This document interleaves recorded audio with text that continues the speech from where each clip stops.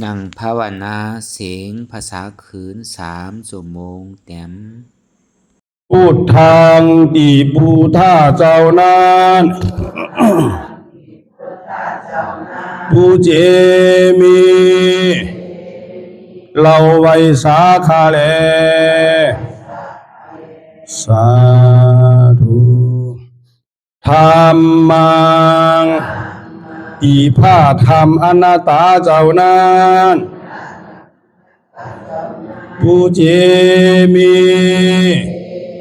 เราไว้สาขาแลสาธุสังฆังอีพระอริยสังฆาเจ้านั้นผู้เจมีเราไว้สาขาแลสาธุ10ต่อไปนี้รวมตีบรวมตานขันธ์ธาตุตังหาผ้าการคาอิมังอาตาภาวังพุทธัสสะปาฏิจจสามิขันธ์ธาตุตังหาอัญจิวาสามุตติวัญญัตินีข้าขอน้อมถ่ายตานคือเก่พระพุทธเจ้าข้าเลอิมังอาตาภาวังธรรมัสสะปาฏิจจสามิขันธ์ธาตุตังหาอัญจิวาสมุตติวัญญัตินีข้าขอน้อมถ่ายตานคือเก่พระสาธรรมเจ้าข้าแลอิมังอาตาภาวังสังฆัสสะปาฏิจจสามิขันธ์ธาตุตังหาอัญจิวาสมุตติวัญญัตินีข้าขอน้อมถ่ายตานคือเก่พระอริยสังฆาเจ้าข้าแลอธิษฐานปฏิวัติภาวนาหาหันตัดถึงอนัตตาอาหังพันเตอานิจจาวิปัสสนาทุกขาวิปัสสนาอนัตตาวิปัสสนากัมมฐานังยาจามิอาติธามิจักภาวันนาเอกธาตุจักภาวันนาวัดนี้ขอหือพีติสามาธิเจ้าจุงมาวังเกิดเกคาเลอันว่ากายาลุปคานีอันกว้างศอกยาววานาคืบนิ้วเต่ามีธาตุตั้งสีจุงมาผ้ากอบรวยการจังเป็นกายาลูปนี้อาทิอิมาสมิงกายปะทาวิธาตุอาโภธาตุเตโชธาตุวายโยธาตุยาจามิอาติธามิกวมโหนบลงสมมาพระอริยเปียเจ้าทุกพระวงคาพระอริยเจ้ากูเจ้าคา ในยามเมื่อไหนก็ดี อันคาเราเบาลู่เสแลในคำหลวงสามประการหนึ่งไลละนึกผิดสองไลอุจาผิดสามไลกาตามผิดมาตั้งหลายมนเจอนานตีพระอริยเจ้าตนไลตนหนึ่งก็ดีอาติตะป้นมาก็ดีปัจจุบันหน้าเมื่อเหลียวก็ดีขอหือต่างเจ้าตั้งตัวพระอริยเจ้าตั้งหลายมนคามาลาลดปดพงตัวสานุตัวโลดอาโหสิกรรมว่าหือเป็นปาปาทาน 热爱者府比蓝牙模式 อันจำเป็นโอมทลายเฮหับตับมักผลนิพพานอันจักเกิดขึ้นมาไปนานานอย่ากาดอย่ากาเสกรรมรวยเตอมันเอากำมังวาสีกำมังกายกำมังแสงของรูปเด่นที่แต่วสาเป็นแต่การทำที่ที่มาดีต้นตัวสาวตั้งหลังพอดีเหมือนเดี๋ยวนี้ก็ดีกว่าโพสังเป็นนันได้ธรรมะปณิปานสาวไหวแสทานานเสภาวัตระปัญญาได้เป็นได้ธรรมะปณิปานตอนนี้ไปวัดตามมนาคือสมณานทุกข้าวทุกข้าเป็นหน้าตาหน้าตาตาแบบตาที่ชีวิตสิกิสักเกียสันในพวกสิ่งที่หายไปในภาวะสัญญาแผงมันกูเจ้ากูตนกูปากูก็บุคคลเสกรรมโดยเถิดสาธุ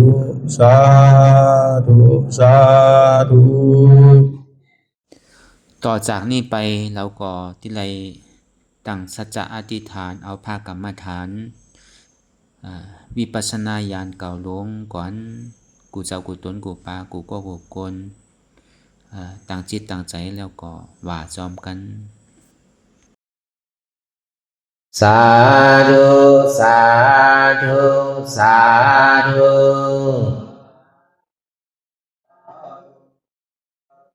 ผู้ข้าทั้งหลายขอตั้งศีลอธิษฐานเอาอย่างผ้ากรรมฐานอันชื่อว่าวิปัสสนาญาณเก่าลงนี้มีอานิสงส์ทุกขังอนัตตาเป็นตน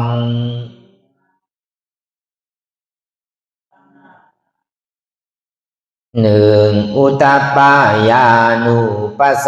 นาญาณลูกคิดฆ่านิงหันความเกิดขึ้นตั้งอยู่แลละไปสองพังกานุปัสสนาญาณลูกคิดฆ่านิงหันความลับหายตายไปในวัฏสงสารสามพยาตุปัฏฐานาญาณลูกคิดฆ่านิงหันสังขารภากอดเป็นของอันดีโกมากนา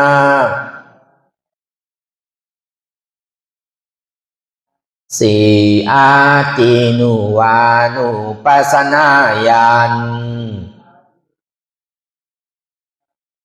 ลูกคิดฆ่านิงหันยังโตดในวัฏสงสารหานิปินตานุปัสสนาญาณลูกคิดฆ่านิงหันถึงความเบื่อหน่ายในวัฏสงสาร อกมุนจีตุกามายาตายันลูกคิดข้านิหันให้ป้อนออกจากในวัฏสองสารเจตปฏิสังขานุปัสสนาญาณลูกคิดข้านิหันพิจารณาหาตั้งป้อนในวัฏสองสารแปดสังขารูเปขายัน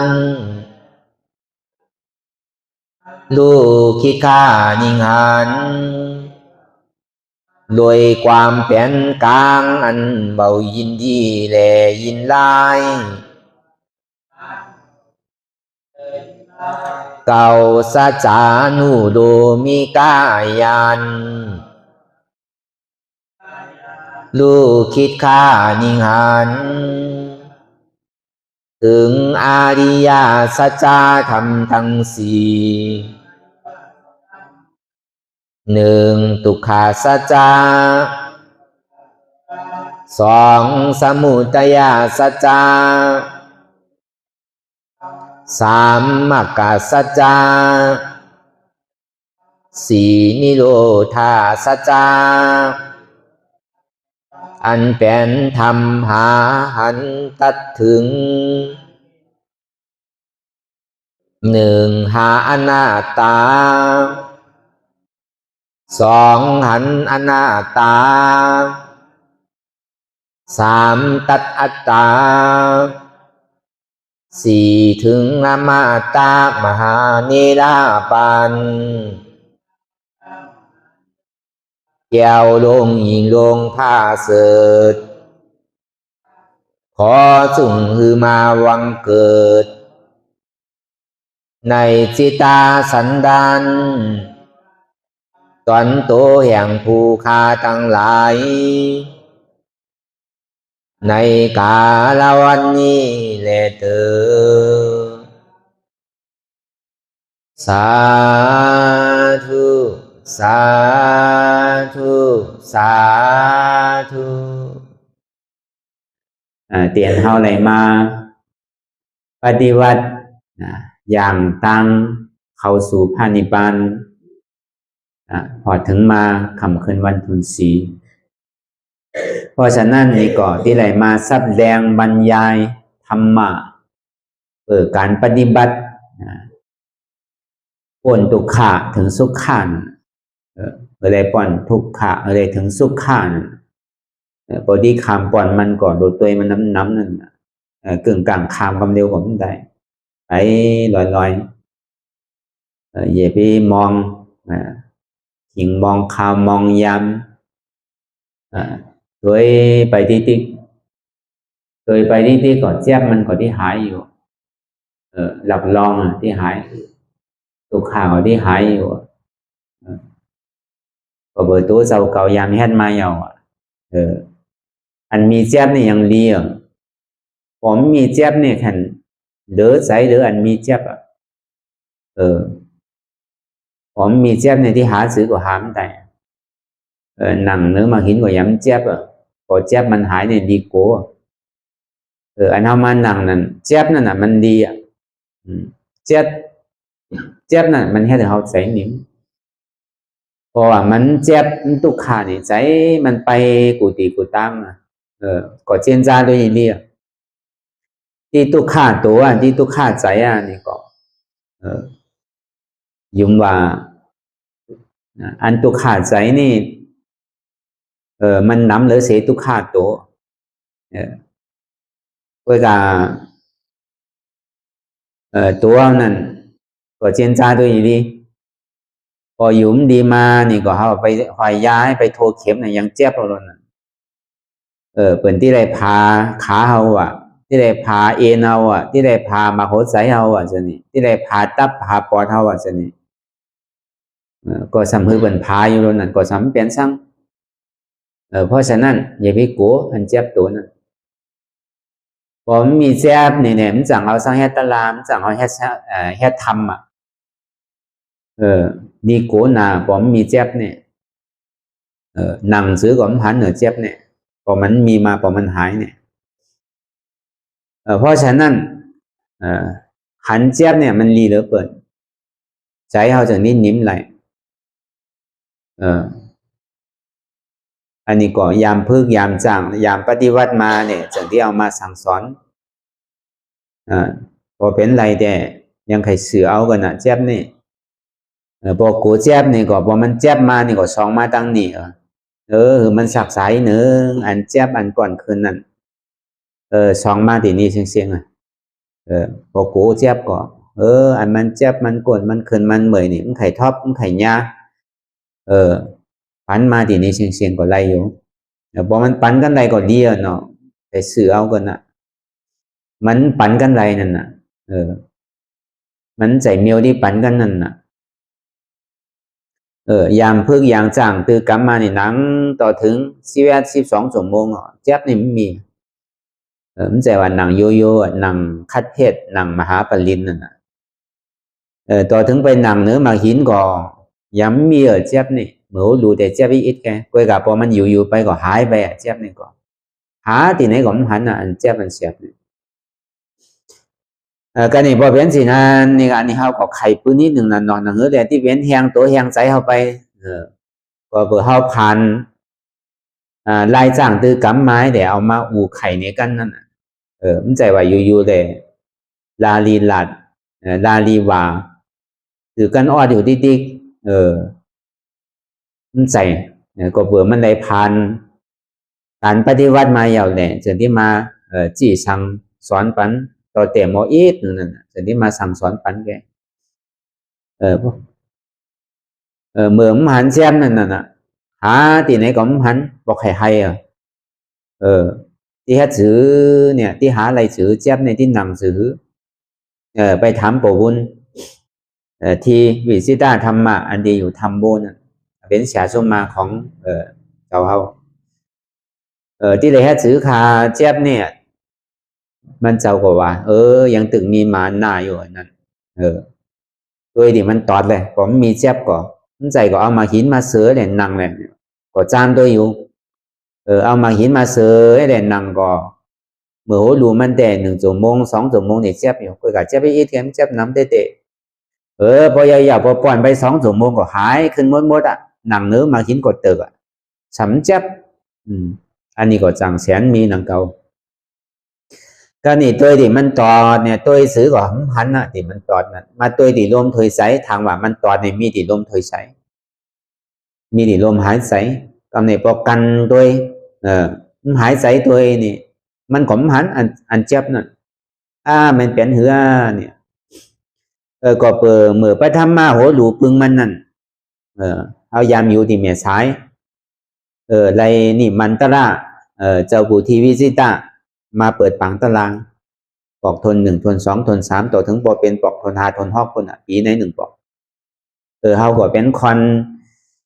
ลุมลาเหมือนนั่นก็อีแหมเมดอ่อนเข้าแอก็มาเข้าตารางนั่นอีปอกก็ยังตึกอยู่ลีแหละอยู่ที่เฮิรนอยู่เหี่ยวผมจังเหี่ยวเอาต่อใส่เอาสำเป็นเหลแผดลงมีไพ่ตัวอีปอกก็นี่สำมีควันส่งเขาส่งพักเข้าสำเอาปุ่นพรตาที่ส่งเขาส่งพักผมจังให้ซื้อไข่นังผมจังนังก็เบอร์ว่ามันมีไพ่รูแลมีไพ่ลุมดาปดเท่าก็เว้นสินันมาก่อนมีข้าวยามเหมือนไหนก็มันหนังมันนั่นเพราะว่ามันหนังเยาเนี่ยยามหนังให้บอก2 นาทีเนี่ยเหมือนมีออกเข้าเนี่ยอันเขามาพึ่งใหม่ๆเนี่ยอัน1 นาทีเดียวเขาก็ยามหนังมาอยู่หนังเก่าอันสวดมนต์ไว้พระเจ้าได้ก็อ่านโหนาดีมัน2 นาทีมันตึงหนังภาวนา1 นาทีก็เป็น3 นาทีกว่าก็การหนังไรเดเนี่ยมี1 ชั่วโมงนั่นแกก็นี่เป็นสัมพื้นหนัง2 ชั่วโมงนี่แต่มันเหลือใจนะที่ฮัดจื้อเนี่ยผมจังฮัดจื้อน่ะเนาะสิที่เฮาอ่อนเบิ่นเนาะเฮาสำดีก้านเบิ่งเฮาสำดีดีไอเบิ่นพอเป็นสินั้นก็มันหนังพอมาหนังมาแต่พอ1 ชั่วโมงที่ก็ผ่านได้อยู่ตอนนี้พอ1 ชั่วโมงไปมาเนี่ยที่ตายบ่ใครลุกเรียนนะ แต่นี่มาคุกใจอะไรว่าเขาสำอ้อนโหเปิ่นโซนเปิ่นมาหนังเขาสำที่เนเขาสำที่ลูกเนเปิ่นนี่มันใจเอาอะตายกว่าเติงมันตายหรอกมันแค่เป็นหือกว่าเป็นอะหนังตาลาตายแต่ติ๋มมีนี่ก็ขัดใจจริงนี่ก็นี่พอมาหนังยาวนี่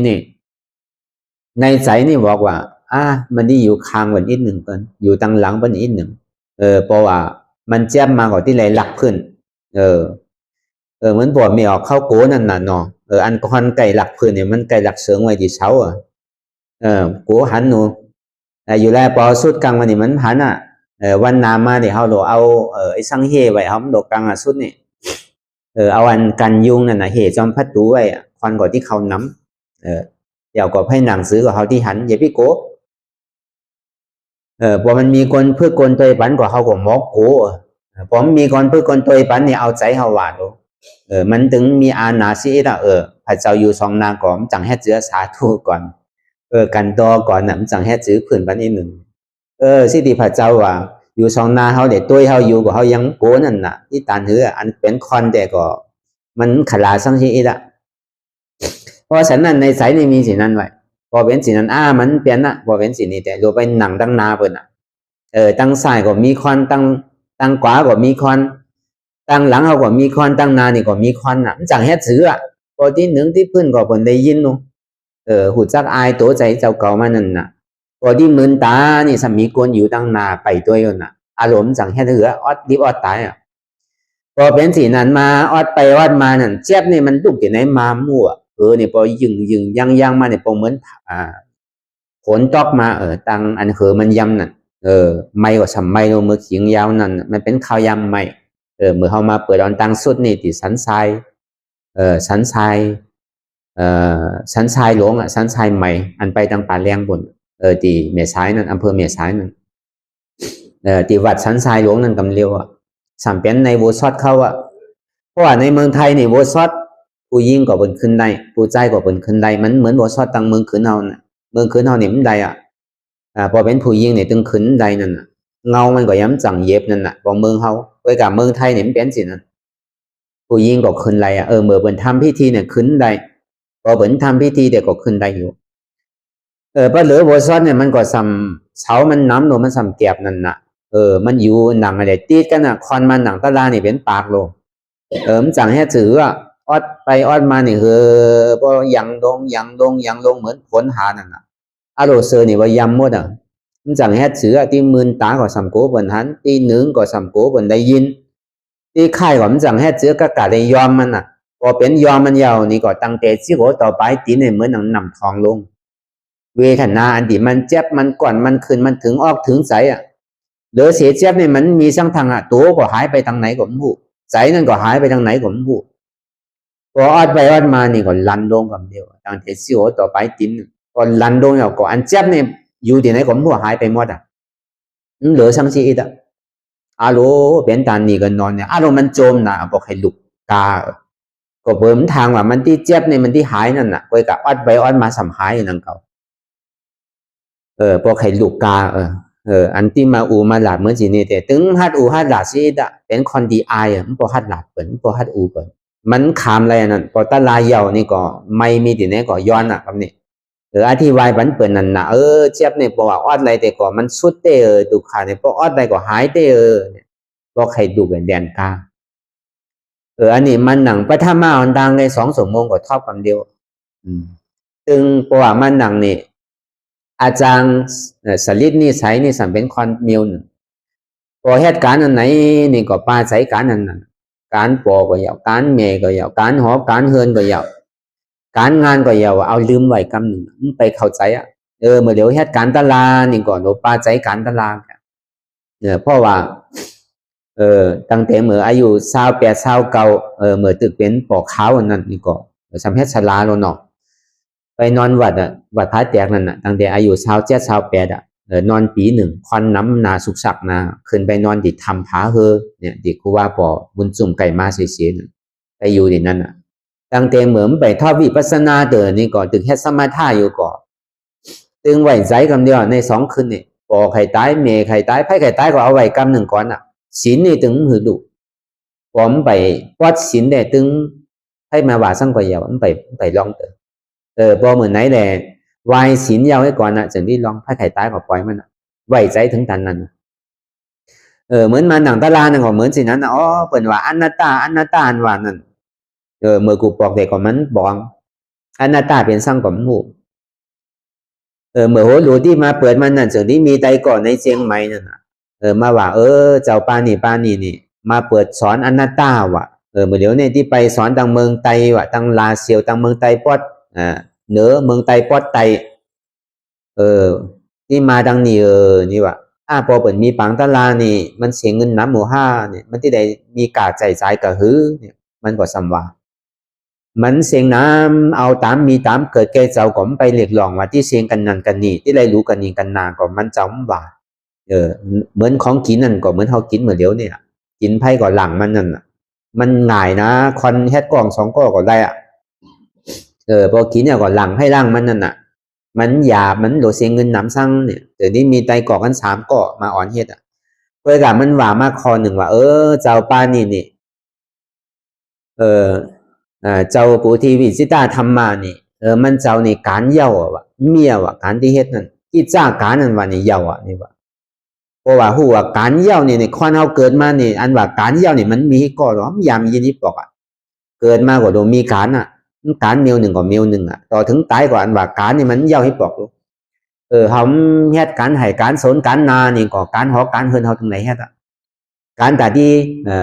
ปัดเพียวๆในหอในเฮือนเฮาเนี่ยมันถึงที่ได้เฮ็ดสำว่าการเมียวนี่ก็มันเป็นติอันดีอามเตะก็เลยมีปีติเป็นสิ่งนี้ก็ใครมาเปิดเผยมันเป็นสื่อของหูสิ่งที่เป็นสิ่งนั้นมานั่นน่ะในปฐมมาอันเลยมาเปิดปางเจ้าปุถีวิสิตาธรรมานั่นมาเปิดปางตะลานั่นจังหวะพอมาเปิดมันหนังปอกเรียวกว่าเวทนาหลงนี่ลู่กำเดียวมันเดอซีออดมันหายไปทางไหนของหัวเฮือนี่ยึงเนี่ยพอเหมือนนางอาบน้ำนั่นน่ะพอมาพอยาวมาตัวนี่พอเป้พอยำเสียงเหมือนไปยำผลมาหนังกำเดียวเหมือนเขาอาบน้ำตั้งน้ำมันสำเป็นข้าวใหม่ตรงผมสนใจออดไปออดมาก็สำออดสุดออดเสียงเจ็บก็สำหายหนังเก่าพอเป็นสิ่งนั้นมาในปีตีนะโจมนะพอเป็นอะไรในใครดูไว้เลยกาเพื่อกับสำดีไอเป็นหนังเก่าเนาะมันใจเมียวมันแต่นี่แบบมีแต่ไหนก็เอามากับนี่เป็นคอนดิมพอหมอหมอหลาดหมอจ๋าสั่งปกติที่หลาดที่สานี่ก็พัดเหมือนสินี่เป็นคอนขี้ไอเหมือนมันปอมมันใจตัวเจ้าเก่าก็นี่พอหนังไว้ทางปอกหนึ่งนั่นนี่เจ็บนี่มันมีกับนี่ตัวเขาสัมพันธ์อยู่ตีนี้ใจเขาทางอันนี่สัมไปอยู่ตั้งเหนือเป็นหนังสือเขาดุสือเขาหนังสือเขาหันหมดกับนี่สัมคุกใจอะไรปอวุ่นว่าหรืออะไรตัวเจ็บที่ผมเป็นเจ็บเนี่ยมันใจเป็นตะลามันเป็นธรรมนี่ก็ถึงที่คุกใจอะไรเลยมาตัวเจ็บขึ้นพอมาตัวเจ็บขึ้นเนี่ยก็ใจที่มันออกไปเนี่ยมาเข่าขึ้นสัมเจ็บหรือเก่าทางกำนี่ตัวไปพิจารณาไปที่การนี่นำลายก่อนไหลกำนี่มันเจ็บก่อนนำลายนี่ดุกที่ไหนมาผมหัวไหลลองพอที่ถมออกสัมไอเปิ่นพอมันหาน้ำมาสำอื่นลองพอหนังตัวไปสำปูนขึ้นมาในซอฟมันเป็นสั่งที่เกสือของหูนี่การนี่ไตก่อสมามึงเป็นสลาโลเป่ากระทานน้ำโลก็เบอร์นั่นมันเป็นอาเปียนั่นนี่วะว่าสินั่นวะมันสมีลองตั้งขำใส่ไป3 มิล1ก็เบอร์เขาเป็นสลายามตัวหมอไตเตี้ยนั่นบอกเหมียวเขาคนที่หูจักอยู่การที่2มาเมื่อเรียกอายุ7 ขวบ 8 ขวบนั่นยามสุดต้องเป็นพระพุทธเจ้ามาอันนี้ก็2การที่3มานำลายนี่ที่ฮัดซื้อของผู้ที่อื่นน่ะที่ถอมมาเกมไรการนี่ก็นั่งตาลาอยู่ยามหนังที่ปอกดู2-3 ชั่วโมงนี่พอถึงวันคำนั้นมานี่นั่ง3 ชั่วโมง 4 ชั่วโมงทางคำหนึ่งมากกว่านั่ง4 ชั่วโมง 5 ชั่วโมงทางคำหนึ่งมากกว่านั่ง5 ชั่วโมง 6 ชั่วโมงดังไปนี่เจ็บนี่หายไปทางไหนหมดของหูการนี่ในใจก่อแห้งนี่เจ็บนี่มันไปที่ไหนที่เอาไหนฮัตตาลาของหูจึงที่ไปถามปวุ้นปวุ้นที่ว่าที่ฮัตซื้อคาเนี่ยปวุ้นว่า จื้อนี่ว่าลึกนาโกผีตลานี่มีแต่ของผู้พอเป็นสินาแดซุ่มเข้าบนเนี้ยตาปอกไปก็ยาวเฮาก็มีนาตีเฮามีนาตีแต่ที่เหตุการณ์ตลาก็ยังเป็นใดโดยหยาบซังพอบุญได้ว่าเจนน้ำจังเฮ็ดจื้อกำนี่จึงที่ไปถามว่าอันเฮาเป็นศาลานั่นมันพี่ได้ก็เปิดนั่นแหละนำลายนี่มันปูนอยู่ที่นี่สองมาเฮายามเป็นยามสุดตองอธิษฐานเป็นพระพุทธเจ้ามันก็ง่ายๆดังเก่าเนาะผู้เขียวหางตอดซังเรียกอ่อนๆทำสุดตองเป็นพระเจ้ากันมาพระเจ้าเฮ็ดจื้อกับหมู่ยามถามอีกบ่นั่นน่ะ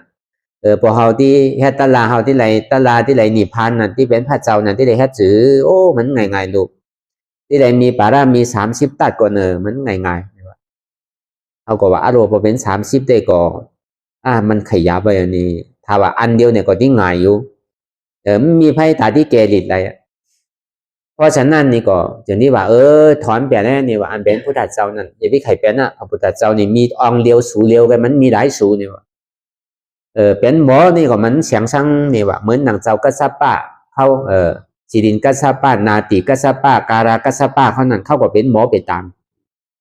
เป็นคนไตเตียนไตอ้างนังเก่าจีริน3ก็พี่น้องนั่นพวกเข้ามาถอนตราพระพุทธเจ้าเขาก็เป็นพระอรหันต์ไปสิ่งเขาก็ลอยอันโคไปตังกาลาเขาแปดสิ่งเปิดก็ยังเป็นพระอรหันต์อยู่รู้ว่ะก็นี่เหมือนหนังอังกุเลียมันนั่นน่ะมันไปคาคอนแหมคอนเนี่ยอ่านโหเหงมัน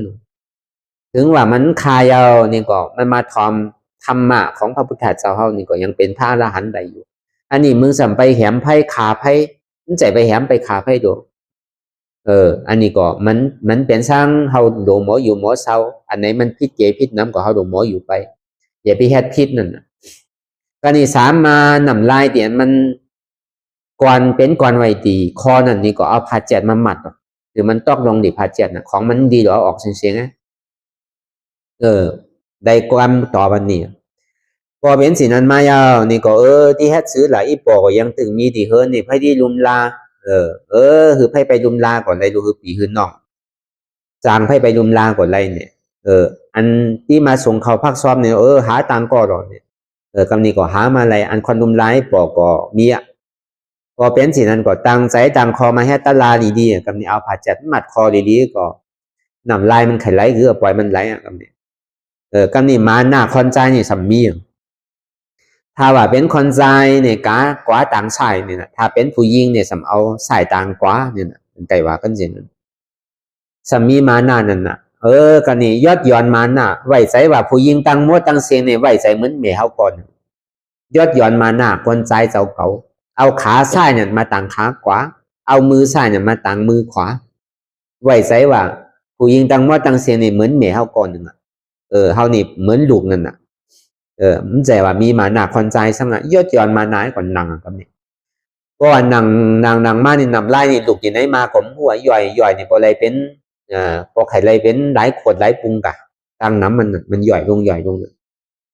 มันไหลวนสั่งเจนจาสั่งน้ำมาดูกับนี่ดูวางไหนแหละดูตัวเป็นหน้าตาที่ติเกนกันนี่พอแฮ่ไปที่เดียวนี่ลูกนี่พุทธพอเกิดขึ้นมาลูกมึง3ก้อน4ก้อนนี่มึงที่แฮ่จื้อมึงที่ตายเต้พอมึงตายไปที่ตัวเนี่ยพอมันถึงบอกขนาดมานี่ใส่ตายเฮานี่คู่กันเดียวอันเฮายามตายมาหลายปอกเมียมึงดูพอมึงดูยังตึกเปลี่ยนอยู่เฮือนนั้นมึงมีไว้นั่นดูเมื่อนั้นก็สำเอาเฮือนไว้ที่หิมเมียสายนั่นน่ะตั้งเมืองแดงนั่นมันเป็นเฮือนสีจันทร์อันนั้นก็เฮาผ่อนเอาเงินวางไว้ล้านห้ากะมันได้ฮอกล้านเฮาสำที่เลยผ่อนไปหลายปีนั่นน่ะก็สำเอานั่นไว้ปล่อยมันพอผ่อนใดก็คือเป็นยืดไปก็ยาวลูกนั้นก็หอมเป็นไรก็เป็นเด้งไรอยู่สิติเหตุการณ์ตลาดมันนั้นหักหรือเปิดตังเสียเป็นตัวเจ้าเก่าอันตังเสือตังรองเนี่ยมันเป็นช่างเนี่ยหอมมีก็เป็นไรอยู่หอมเลี้ยงไรก็เป็นมีแม่มีปอ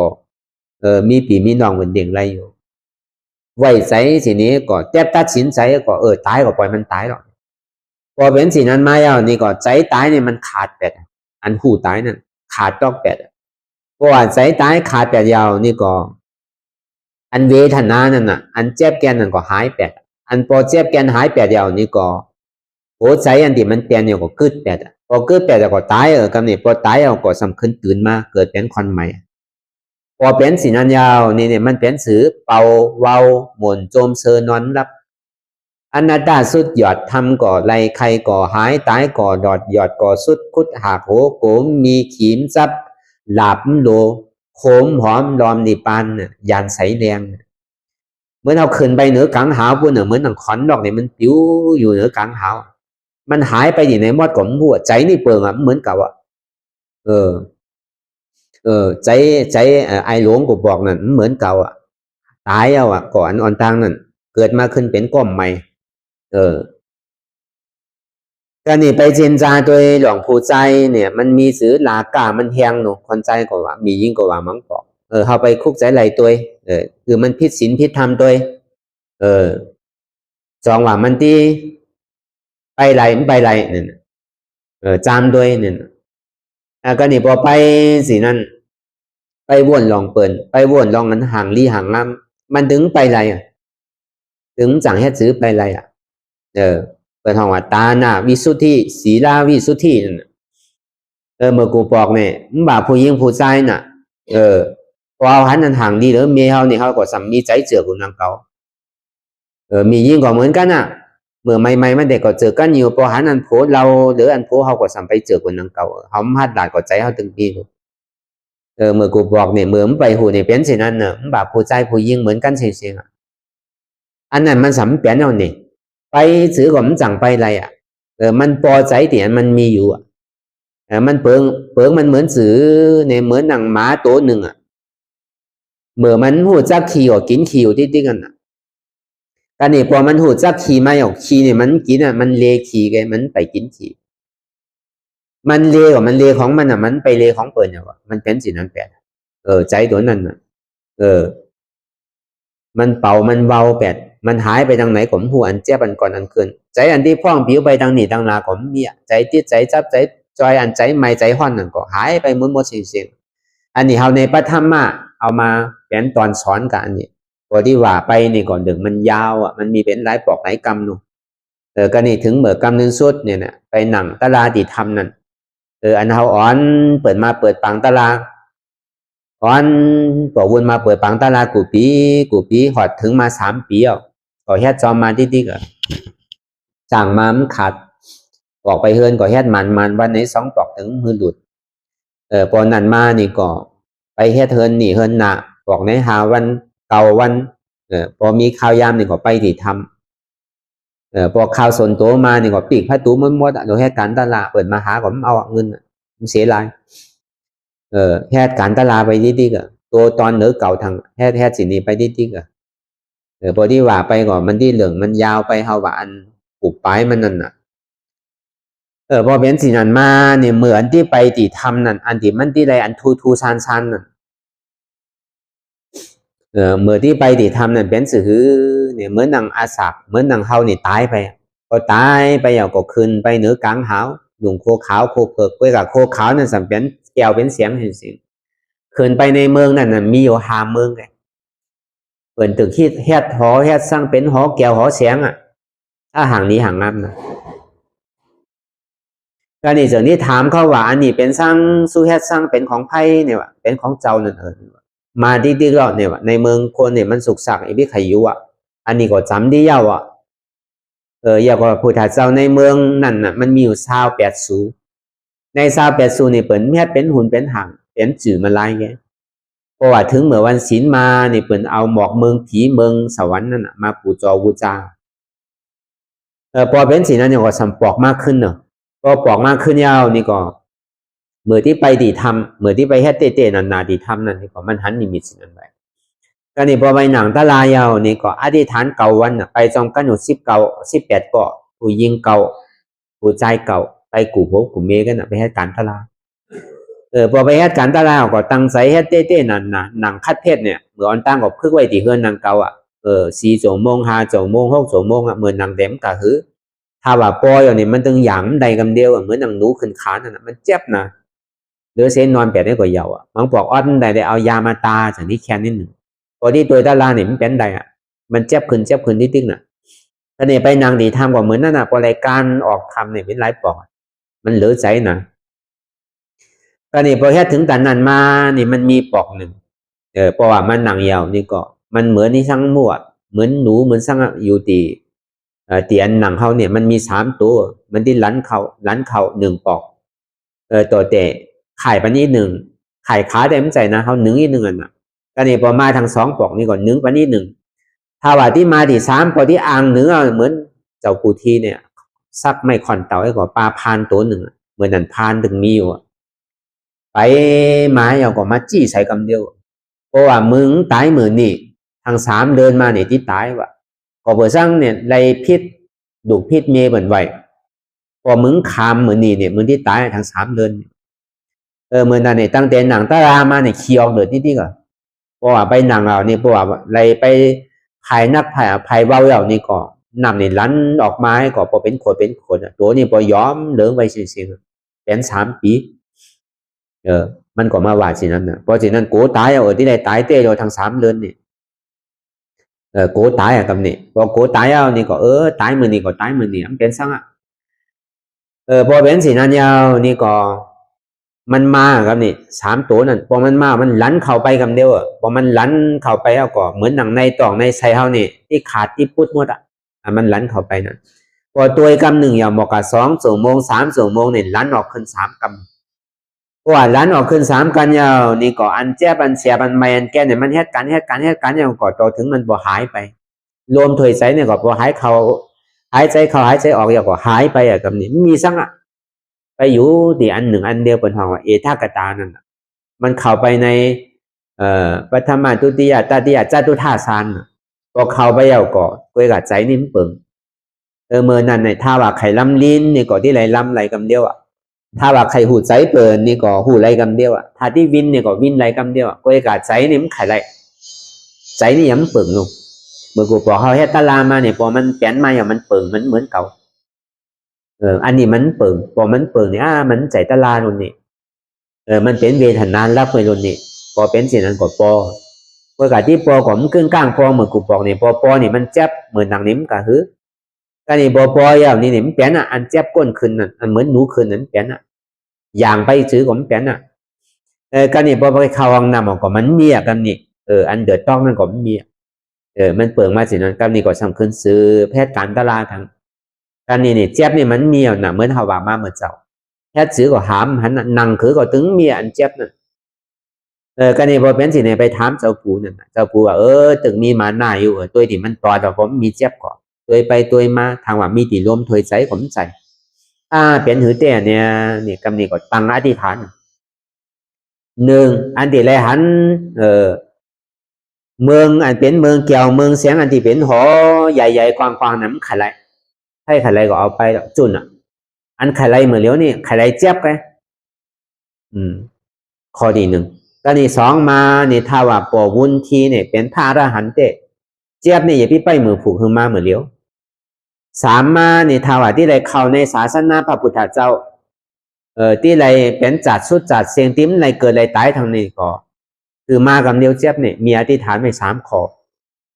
พอเป็นสินั้นเนี่ยก็พอมันหนังออกมากับเดียวพอมันหนังปึ๊กเนี่ยก็หนังโยโย่ทำมาลาก็ดึงมาแต่ว่าโดนหนังคือคัดเพศหนังต่างโยโย่ก็กำนิ้วเพื่อลึกมาเหมือนไหนก็ม้วนนักไปทางเหนือทางตัวเจ็บก็มีเสียบก็มีเกิดกับสำนักตัวสื่อก็มันถูกมันมีที่ไหนเตี้ยนตอดเนี่ยไปตัวเดียนมันนักคำนี้บอกวนว่าตัวตีตอดนี่เนาะ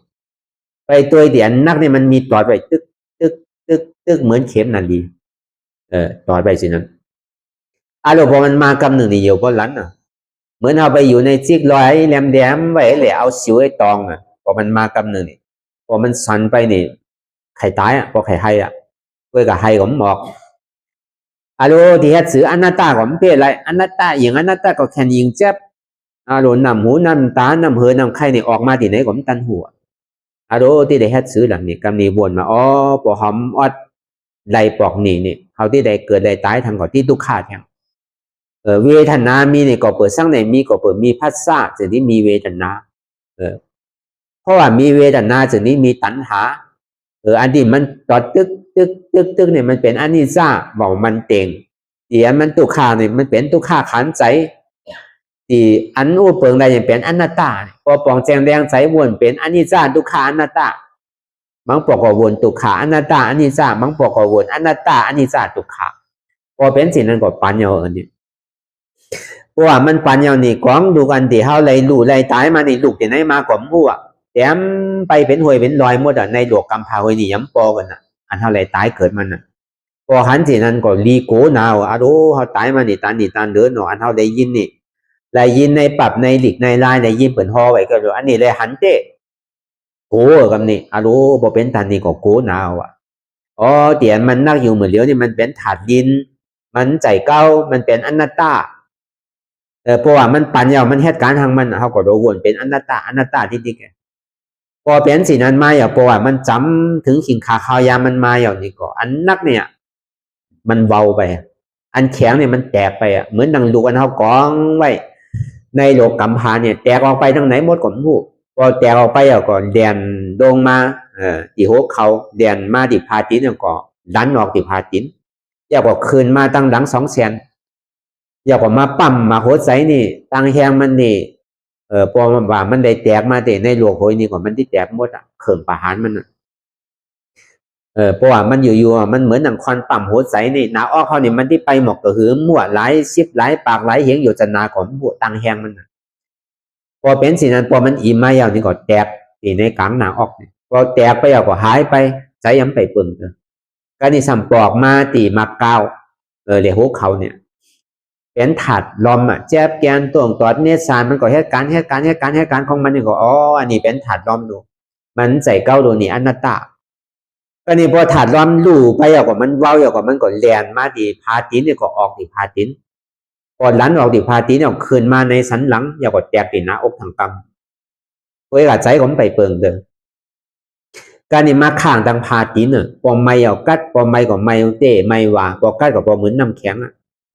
พอเป็นสิ่งนั้นปอกขึ้นไปหันเจ้าเก่าอันดียามเป็นเมียบนนี่น้ำเลือเส้นเป็นผู้บน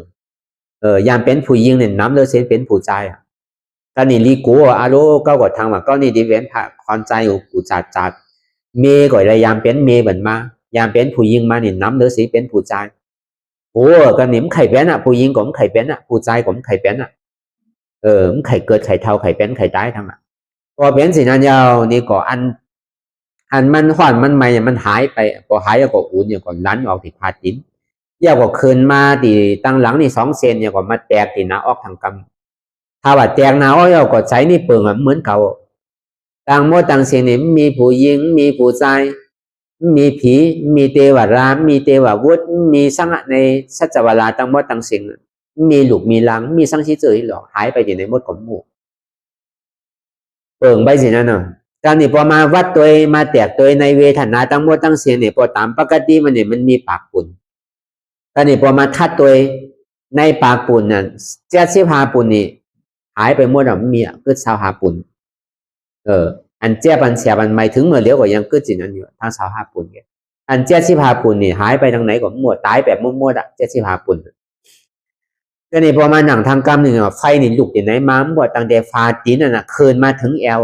มันอ่างที่เผามาหัวใจนี่เผาแบบตอนนี้ปอนี่พูดออกมาคำเดียวมันถึงเวลาเตือนอีปอนี่ยังตึกเป็นยังตึกมีอยู่ไปแต่มันหยาบเปิ่นที่หันดีอีปอยังตึกอยู่เรียยังตึกอยู่ไว้ที่เมซ้ายคนน่ะมันย้ำไปมันยังตึกเป็นอยู่ดูพอเป็นสินั้นก่อนลันลองขึ้นพอลันลองขึ้นในใจนี่มันเปิงมันเหมือนเก่าเมื่อนั้นก็ใจเวลานี่8 ชั่วโมงไป8 นาทีไปมันจังซื้อไปทางว่าเจี๊ยบนี่ก็มันจังมันมีเอาลมจังเฮ็ดซื้อที่ไปเอาเสียนตังมันก็พอเป็นนั้นมาถามปู่วุ้นปู่วุ้นว่ารีโย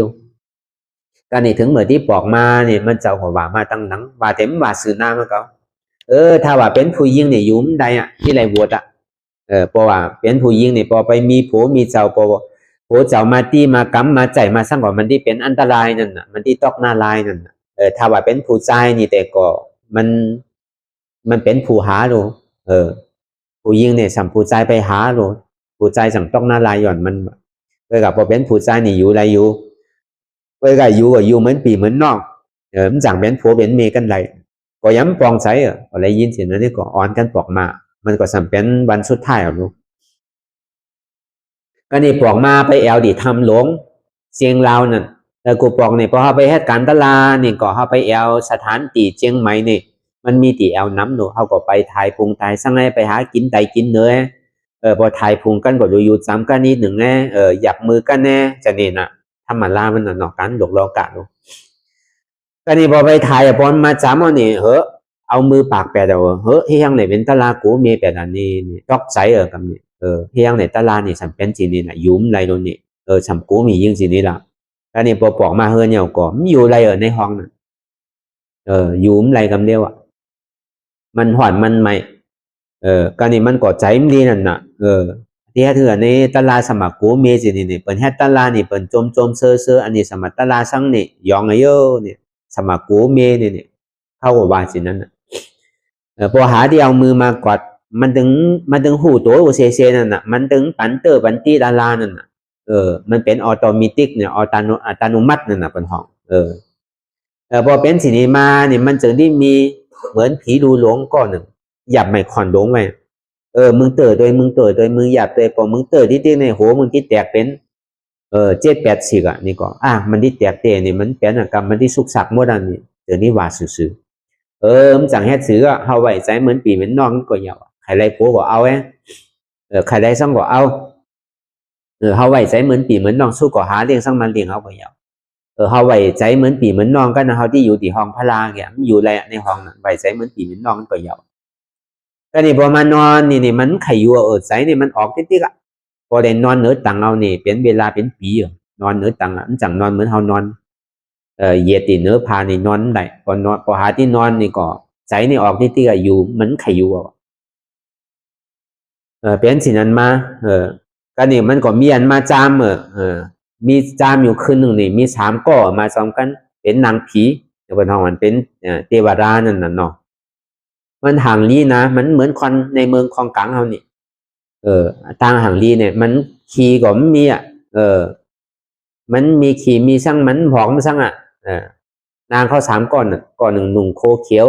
ใส่เสียงเขียวก้อนหนึ่งหนุ่งโคซ้อมก้อนหนึ่งสำหนุ่งโคไข่เลี้ยงไข่คล้องไว้มาจามตัวนั่นพอมาจามมาเกี่ยวมากวาดมาเกี่ยวมากวาดไม่ให้กูเจอกูลองด้วยกาเอาก่อไว้ใจว่าสู้แต่ห่างดีกว่าใจอยู่ในเมืองคงกลางนี่มันมีให้ขึ้นกว่าใจอยู่ด้วยกาตัวสู้แต่ห่างดีใจสู้นี่มันห่างดีเก้านี่มันโดยว่ะมีสิ่งนี้ถึงมีใจอันใครไรดูใครไรเมีย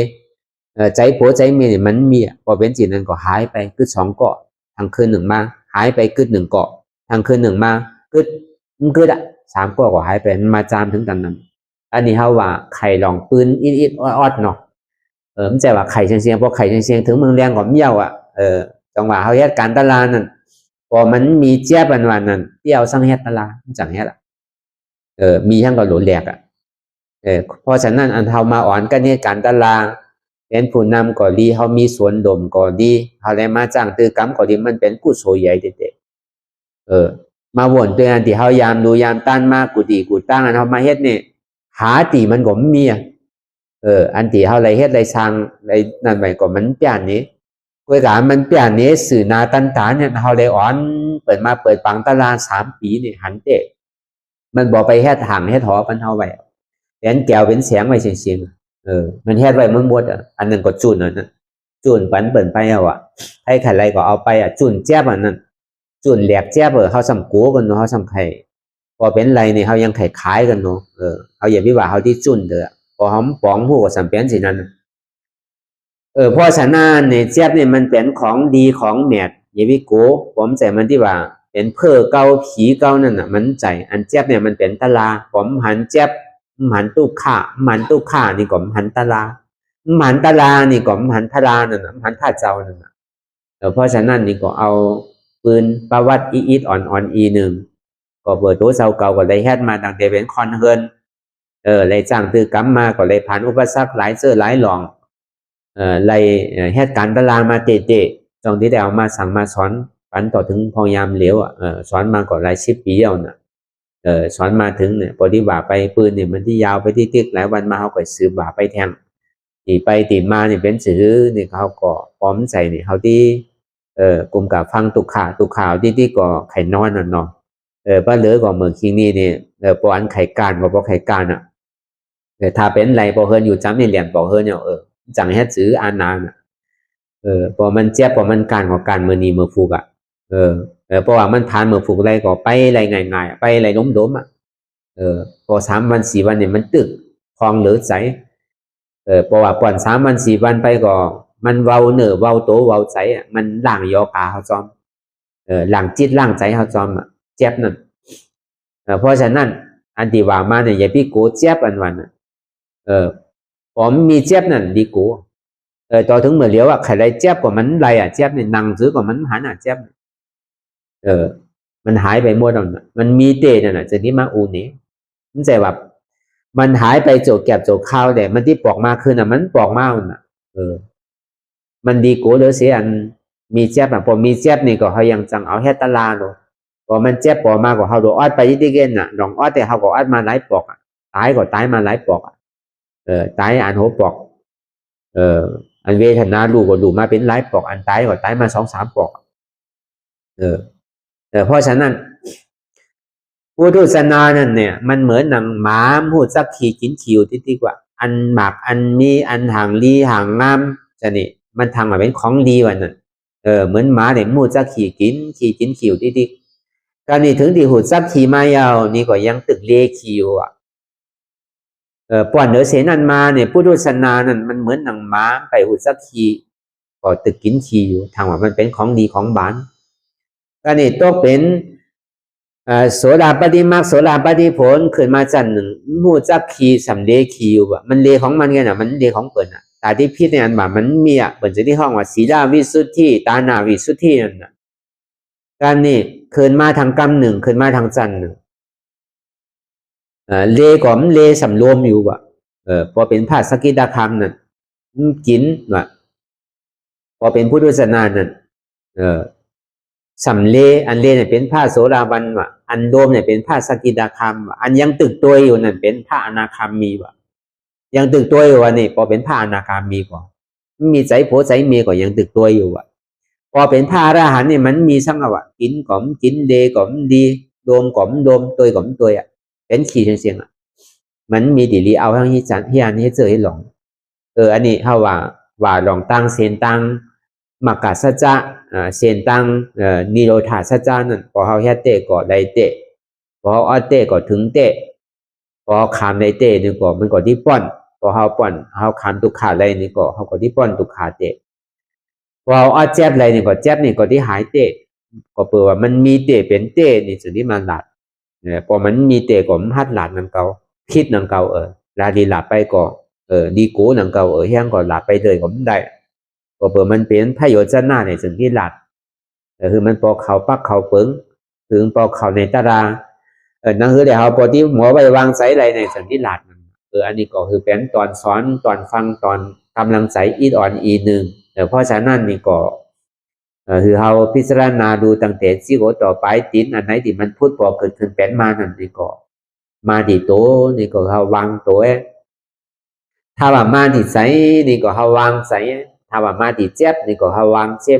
ก็เขาไปหาตังพิษเปิดนี่ก็อย่าไปหาตังพิษเปิดน่ะตังพิษเนี่ยมันมีติดตัวเจ้าเก่าเนี่ยอย่าไปบ่นตังพิษเปิดโดยตัวขีตาเจ้าเก่าอย่าไปตัวขีตาเปิดอันนี้ก็เขาหมอวางเป็นอนัตตาหันอยู่หูอยู่ยอมหับวางเป็นอนัตตาหันเจ็บหูเจ็บหับเจ็บหันตุขาหูตุขาหับตุขาวางเหตุเจ็บวางเหตุตุขาเป็นอนัตตาเหตุเจ็บเหตุตุขาเป็นช่างเป็นหัวเก้าเป็นขาเก้าเป็นมือเก้าเป็นตัวเก้าเป็นใจเก้าเป็นเจ็บเก้าเหตุสุขาเป็นสร้างเนี่ยมีหัวมีขามีมือมีตัวมีใจมีเจ็บมันเป็นอนัตตาอันนี้ก็เขาพิจารณายาวๆข้าวยามึงหึงอย่าไปหว่าไวอย่าไปหว่าเทิงเตียนเฮาหันเตียนเฮาพิจารณานั่นคือมันเพียงกันพิจารณาต่อถึงเจ็บนั่นพอสุดพิจารณาต่อถึงตุกขานั่นพอสุดพิจารณาต่อถึงอัตตานั่นพอตกพุทธขาดไปอันไหนที่มันพุทธบอกเกิดขึ้นเป็นมานั่นนี่ก็คือเอาหมอวางเปลี่ยนอนัตตาไหล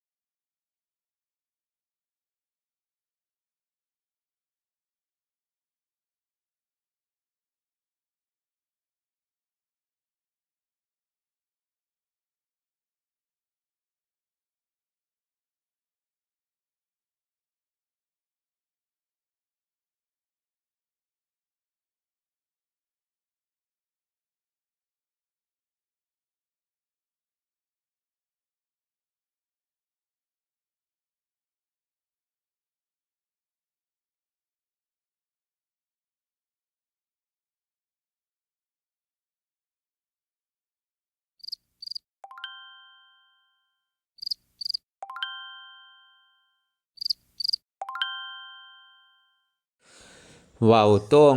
เว้าหนึ่งเว้าค่ายเว้ายายเว้าเปิดตามึนตา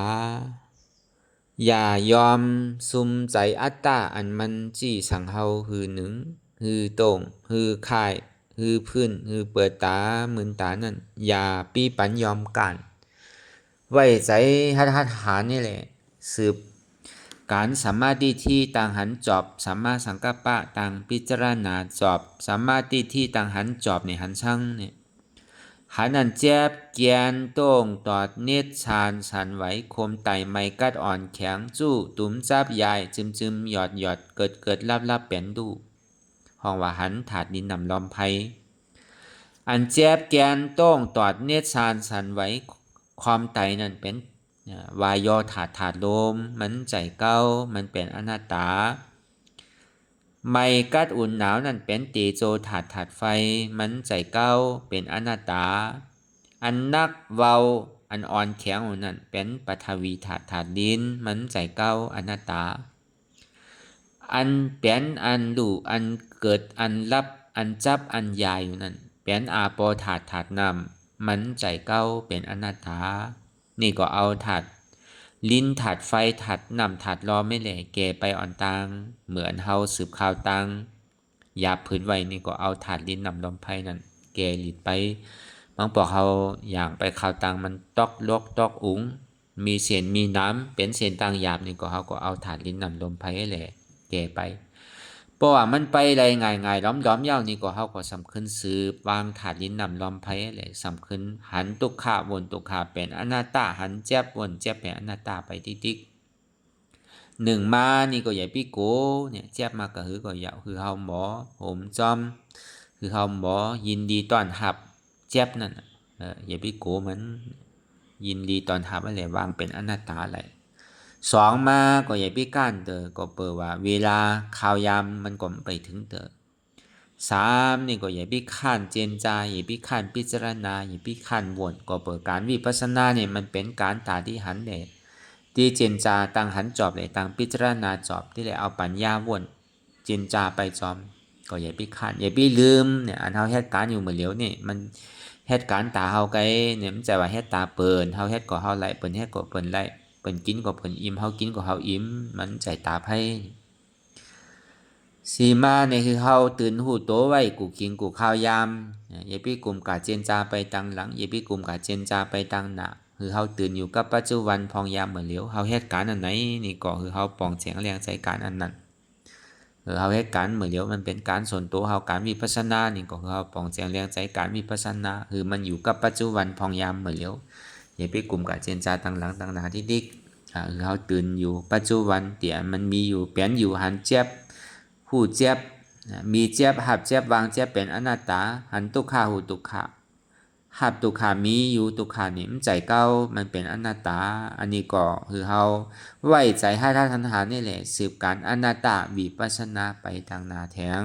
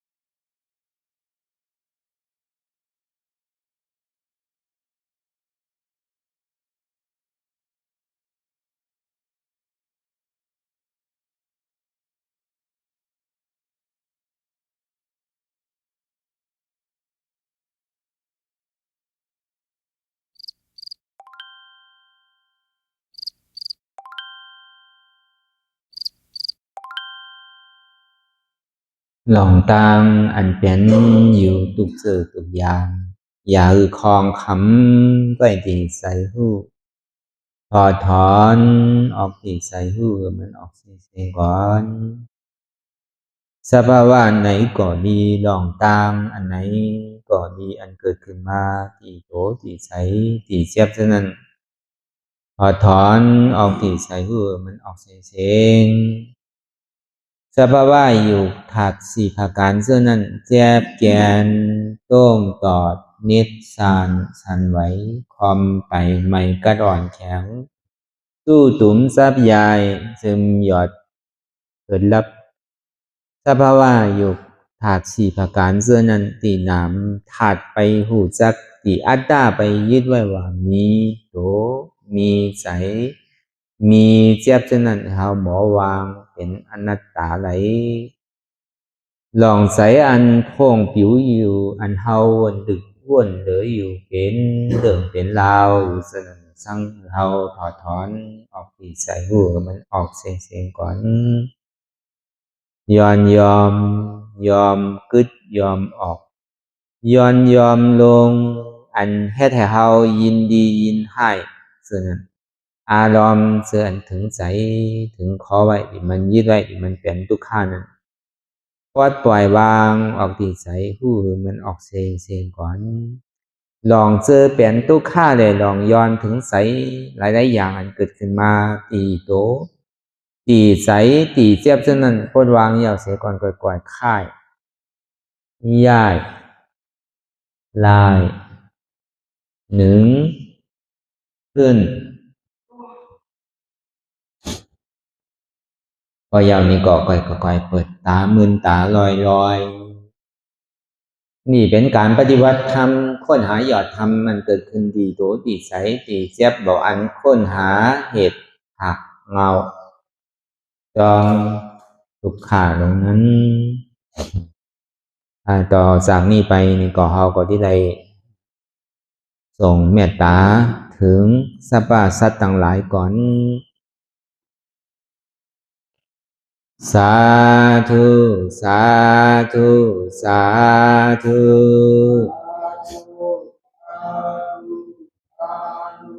ผู้ฆ่าต่างหลายขอเชิญเอาอย่างเทศานาวุญที่ผู้ฆ่าต่างหลายไล่กาตามมาแล้วในวันนี้คือว่าไล่อือตานรักษาศีลรับตาภาวนาเจริญวิปัสสนาญาณพังธรรมเทศนานี้และขอจุงหือมากรรมสุยังตอนโต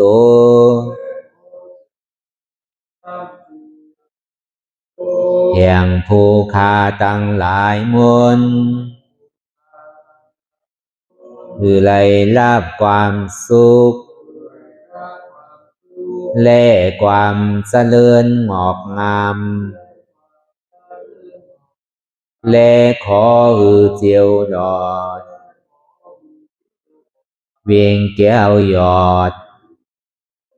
อมาตามหาเนรปานในอนาคตกาลาอันจักมาวันปลายนานั้นแก่ผู้ฆ่าทั้งหลายมนทุกตอนทุกองทุกผู้ทุกคนและเตือแทงผ้ากันหนึ่งผู้ฆ่าทั้งหลายมนข ขออุทิศนาบุญทั้งหลายมวลผุงนี้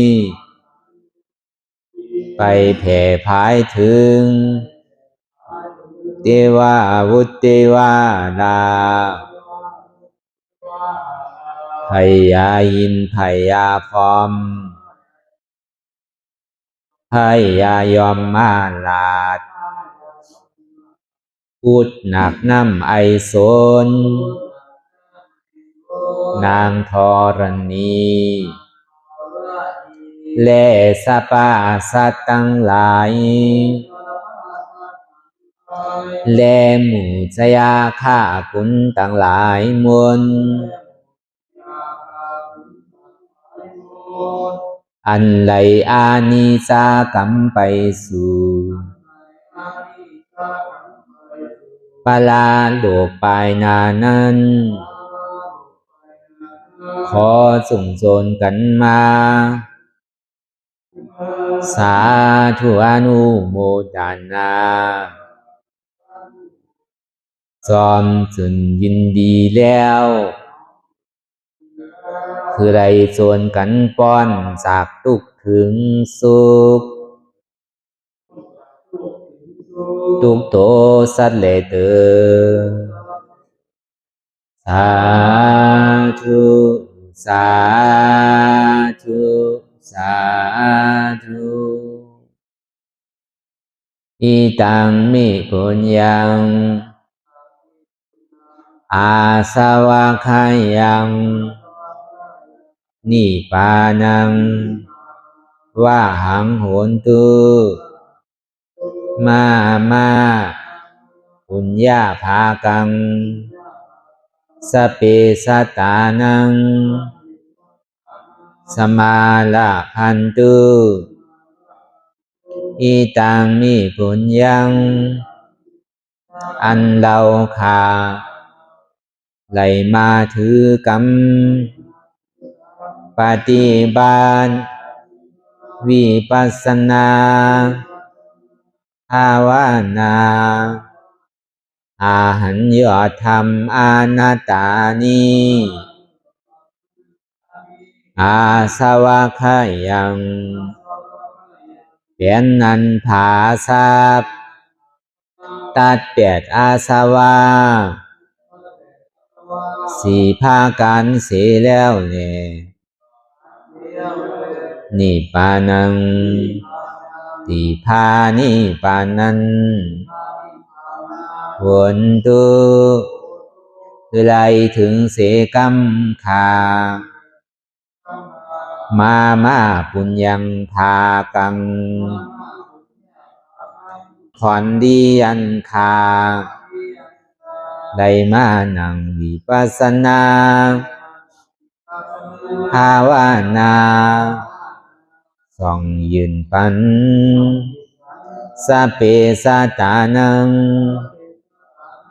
แต่เอาป่อแม่พี่น้องญาติกาผู้ว่าอุปาสัยอาจารย์ครูสลาสั่งสอนมิตรเสี่ยวสหายและสรรพสัตว์ทั้งหลายมวลสมาลาพันตุคือไลลาบานีสองผ่อนบุญกับลอยผู้คาทั้งหลายมวลเสกรรมลอยเตอสาธุสาธุสาธุอิมังดานากัมมังนิพพานาปัสสะโย